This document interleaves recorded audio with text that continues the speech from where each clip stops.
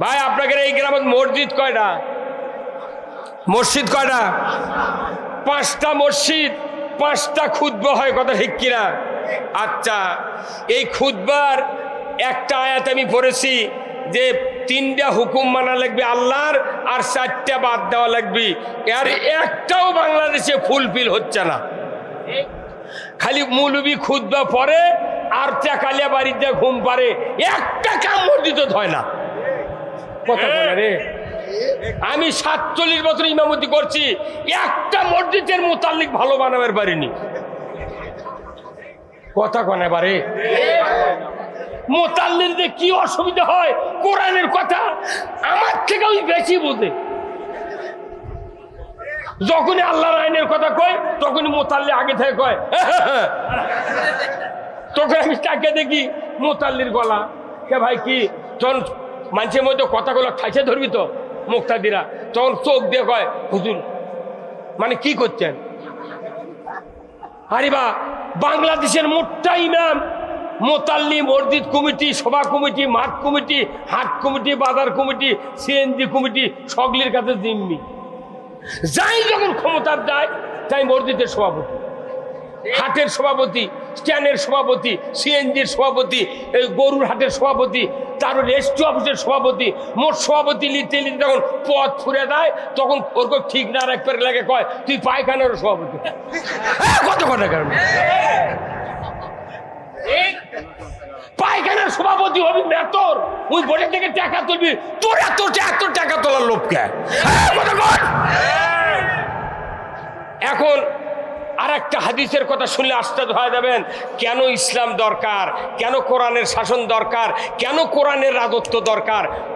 খুতবাতুল হাকাম সূরা নহলের 90 নম্বর আয়াতের পরই আল্লাহ রসুলের একটা হাদিস, ও সুলতানু জিল্লুল্লাহি ফিল আরদি মান আহানা সুলতানাল্লাহি ফিল আরদি আহানাহুল্লাহ। আমার নবী বলেছেন, ও পৃথিবীর মানুষেরা, ন্যায়পরায়ণ শাসক আল্লাহর ছায়া সদৃশ্য, যে বা যাহারা ন্যায়পরায়ণ শাসক কায়েম হয়ে গেছে তাকে অপমান করলো কিংবা ন্যায়পরায়ণ শাসক কায়েমের বিরোধিতা করলো, আমার নবী বলেছেন সে যেন স্বয়ং আল্লাহর বিরোধিতা করলো। এই কথা হলো নাকি? এখন আর ঠিক করছে না।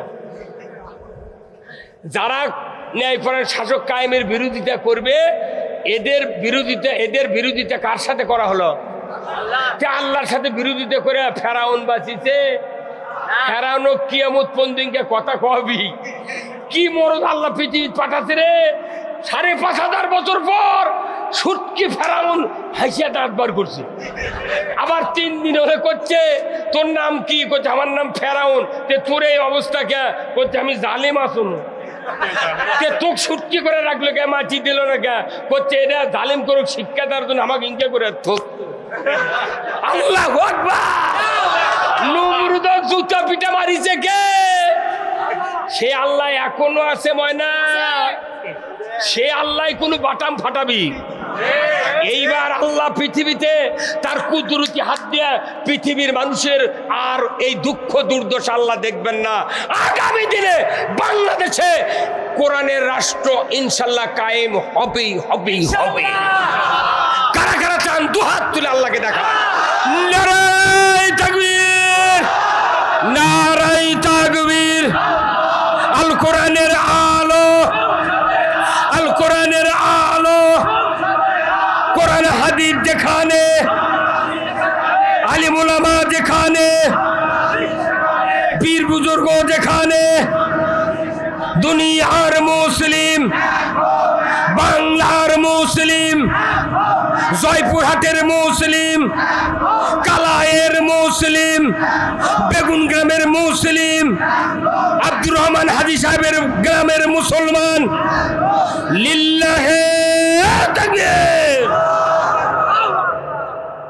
কাক দেখালেন হাত।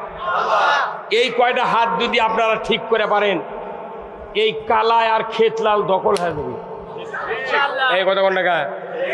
আপনি ভালো ফসল পাবার চাইলে ভালো করে জমি এই শ্রাবণ মাসে ভাদ্র মাসে লাগান লাগবে।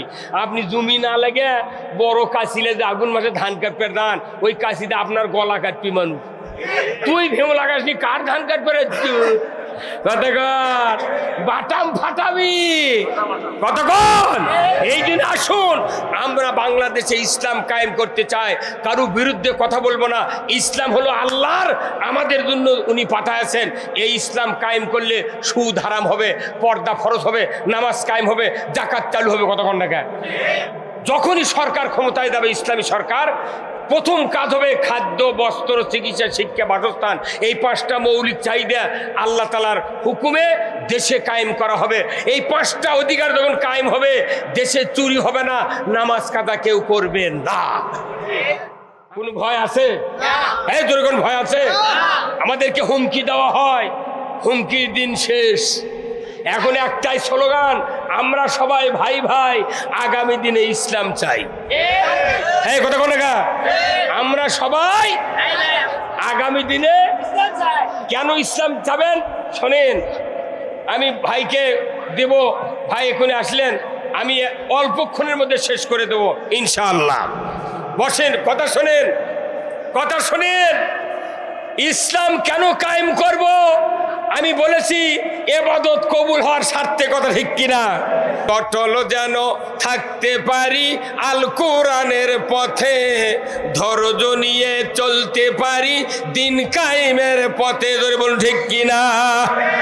আমায় ধৈর্য দিও, সাহস দিও ওগো দয়াময়, তোমার পথে চলতে গিয়ে না পাই যেন ভয়।